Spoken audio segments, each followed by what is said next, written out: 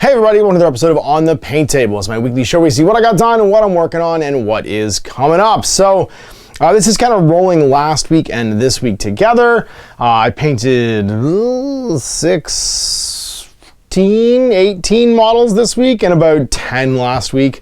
Getting ready to play a whole bunch of different games and started building this up on a whole bunch more projects. So I got some stuff for Kill Team Malrock. I got some stuff from the new Skaven / Sylvaneth 2-player battle box, as well as some stuff for Bot Wars. Let's take a look at what got done and what is coming up. So first things first, here is my Lady of Vines and Gossamed archers for my Sylvaneth army. This is getting harder and harder to replicate. My Sylvaneth was actually my second Age of Sigmar army after the original starter set Stormcast. And they're actually using a ton of old paints and paint colors you just simply cannot get anymore. So this basing may be the last of my Charodon Granite. I'm almost out. I also have completely run out of the static grass I used for these guys, so I had to use some different army painter tufts. They started with a black prime job and then some zenithal chocolate brown or leather brown primer from Army Painter, a bit of airbrushing for the greens and just to like highlight the beige a little bit, and then just various metallics and washes. The green is actually a scale 75 green over top of Warpstone Glow. I used a bit of like just a blue-gray on the wings and on the skin area, and then just like neatened it up with washes and a bit of like highlighting and stuff afterwards. The metallic stuff on the bugs was actually done by just throwing down a, I think it's Warplock purple, or something purple, whatever the contrast purple is, over top of the green, and then highlighting it with Canoptic Alloy, or Alloy rather, to finish it off. But I'm happy with them. It's a quick and dirty paint job, but like this army is like old, and I just wanted to add the new units to it basically, so I give them a try with Nick this weekend. So there it is, Gossamed archers. Now, of course, we've seen some of the new rules, which are very cool, on the Warhammer community website. I'm going to try and get a game in with like an amalgam of like the current battle tome, all these new units from the, something Echoes of Doom, I think it's called, 2-player battle box, and these new units. And just try and feature as much new stuff as I can just to give it a go and see how the game goes. Just like stuff like the Overgrown Terrain and the Lady of Vines in general. The new battle scrolls for the Kurnoth Archers, the Gossameds, and of course the Spirit of Durthu. I'll try and feature as many as I can. Then I painted out my Phobos kill team for Kill Team Malrock. This is the new Space Marine kill team. It is based on the Phobos armor box for just regular 40k. I based them up in the Sector Mechanicus. Actually, it might be Imperialis bases. Yeah, I think it's Sector Imperialis. And then also either kit bashed or based up their little tokens as well, because the Mine Layer and the Zabatur both drop bombs during the course of the game and then detonate them during the game turns and stuff. So I'm going to have actual miniatures for them. I'm going to use all the bits. I didn't make a sergeant. I'm using the veteran as a sergeant for my infiltrator squad, and I was able to build all of the specialists, which was nice. I already have a Reaver squad painted, so I have them as well, though I could have some other weapon options for them. I do have another frame of Reavers I might paint up with the drop packs and the carbines, just to like maximize my versatility in the squads. But this gave me 2 squads from my Ultramarine army, and then all the specialists as well. So the Commsman, the Voxbreaker, and the Helix Adept, along with the Veteran and the Zabatur in the Infiltrator squad, and they just are a squad of 5 infiltrators otherwise. You can't technically have the Commsman and the Helix Adept, but you just don't use the rules for one if you don't want to. And then I've got a, there's actually not as many specialists for the Incursor kill team. I have 2 regular Incursor warriors, an Incursor sergeant, the Mine Layer, and the Marksman. And then you've got the extra leader bits on here, so if I do get another box, I might use them. And then also the little open grenade toss arm as well, left on the frame. So it's really just this upgrade frame added on to the regular Phobos armor like units, the Incursor / infiltrators, to make this 10-9 team. Chris painted up the Trader Guardsman, which we'll look at in a second because I haven't built mine yet, and you can see the frame.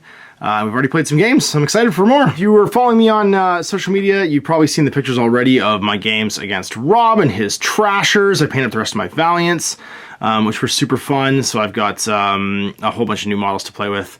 And I also painted up some like objective markers, the pink energy cubes you use to track your actions during the game. I just made some for objectives because there's actually a couple missions where you have to extract either crystals or cubes. And it was fun to have like visual representations on the table. So we played a couple games. I've got some options now for my Valiants. I actually rebased and repainted and touched up my original Valiants too to match these guys, because I don't know, the bases wasn't matching, and I've run out of whatever the basing material I used originally. So I just painted them to match these ones, and I had to redo all the static graphs and stuff too. It's funny when you paint something a long time ago and you go to add to it again, you don't have what you need. I just go and repaint the old stuff too. Luckily, there wasn't that many models that it really mattered.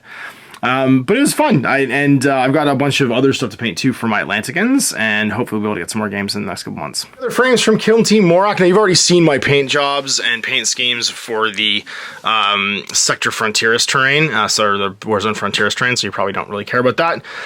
But you'll know it's already all painted up and put away, and you get these two frames. Now, so what's cool about this is this Veteran Guard frame is not just designed for Kill Team. It is totally separate from the accessories frame for all the specialists, which means more likely than not, this is going to be a squad that you can take instead of cultists in a Chaos Space Marine army. So I'm feeling pretty good about there being just like either a Trader Guard like mini army, little mini detachment, army of renown or something like that. Kind of like Gene Stealer cults taking battle our Brood Brothers. And this frame is a legit like 10-man guard squad. You get options for meltas, you get options for power weapons for the sergeant, flamers, plasma guns, grenade launchers. You get a little Voxcaster as well. So this is like a legit little guard platoon, which is pretty awesome. And then of course they re-released the frame from the Trader Command expansion for Blackstone Fortress, which is the Enforcer's kind of like a Chaos Commissar, and the big Ogren, the big mutant Ogren, who's got like a Chaos like icon just like shoved through him. So I'm pumped to paint these up. And then, of course, you get all your extra bits for the million different specialists. The Trencher, who's really cool with his big shield. The Butcher with his power axe. You get a Marksman. You get a Brute with a big club. All kinds of cool heads. You get the Stims guy with his little thing. His little, like, shoot you full of chemicals thing, and his Vigo the Carpathian head, which is pretty great. We did notice one thing, though, and that is that you actually can't build the Chieftain, the leader, and the Corpsman, which is the Vigo the Carpathian guy. The instructions have it on the same body. So you have to have the leader, which means unless you have two of these frames and you want to follow the instructions, you could probably just bash the arms into somebody else. But you can't make him out of this box. So Chris screwed up and didn't have him and was regretting it all through our games. You also need to be careful with what combos you do of these arms, because only certain ones are allowed. Like, you have to do knife if you do plasma pistol. You can't just pick any pistol and any melee weapon. It's balanced out. So like if you have a power sword, you can only have a las pistol or a auto pistol. If you have a plasma pistol, you can only have the knife. And if you have a chain sword, you can only have the bolt pistol. So it looks like you can build it however you want. If you're going to build it for Kill Team as opposed to 40k, then just be mindful and check out your rules. I'm going to do to kind of get around that, and because instead of taking the Ogren and the Enforcer and the Blooded, you also have the option of 4 additional Guardsmen. I'm going to use my old Blackstone Fortress Trader Guardsmen, who match these perfectly, to make 2 additional just regular Guardsmen. And I think I'll actually make my Chieftain out of here, because he's got the cool death set. I actually really like him, as well as my Grenadier, and maybe my Gunner too. So 5 of these I could use and make 1, 2, 3 of my specialists, because these ones don't really fit any of the profiles, and then have my 2 extra guard bodies as well. Because if I didn't, I'll probably always use the Ogren, but if I didn't want to use the Enforcer, maybe I could take the extra bodies too. Because having bodies is pretty great in this, because everybody dying gives you extra things, and these match the aesthetic perfectly. Because these are kind of the original Trader Guard models from Blackstone Fortress. So when I build my Blooded Kill Team, I've got the extra bodies. I'll probably use that Chieftain as opposed to the one in here, and that way I can build my Corpsman as well. And I'll go, I mean, it's 12 models in the box, and I could build it up to 17 models using what comes in here. So I built up my rest of my Atlanticans. Oh, geez, he fell off his base already. This is Leviathan. He's the combiner. I actually have 4 of the combiners built already. I need to build I think his name's Octo, the core combiner. I have the super mech, which is Omen, who's like a big, like bad Atlantican, like sort of character mech. And the last of the 2 Manta Ray guys, the Transformer Flyer guys. The sword guy, and then double rockets. So if I get this all painted up, I've got like at least 100 points. It's an 80-point game standard, so I've got at least 100 points of Atlanticans too. So I'm not playing Rob's Trashers all the time with my Valiants, and I can switch back and forth. Because the Trashers are kind of like Troll Slayers. They're not really good guys or bad guys. They're kind of in the middle. They're like repentant Valiants that have like done something terrible and they have their code replaced with a trasher code until they like repent for themselves. So it'll be cool to have some bad guys play with them as well. This awesome stuff from Temple of the West. These great original art stuff that have been sculpted into miniatures. How cool is that? There's 4 different packs here.